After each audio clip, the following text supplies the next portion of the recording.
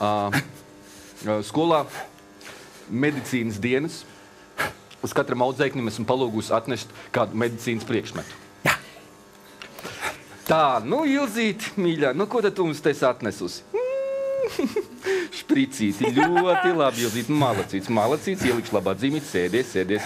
Tā, Jānīt, nāc čurp, jā, nu, kas tam mums ir? Plāksterīši, kāds labs puika, labi, sēdies. Tā, Pēterīt, nāc. Tā, Pēterīt.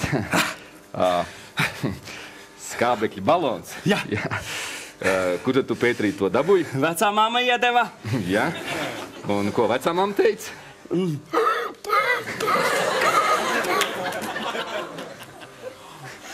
Vak.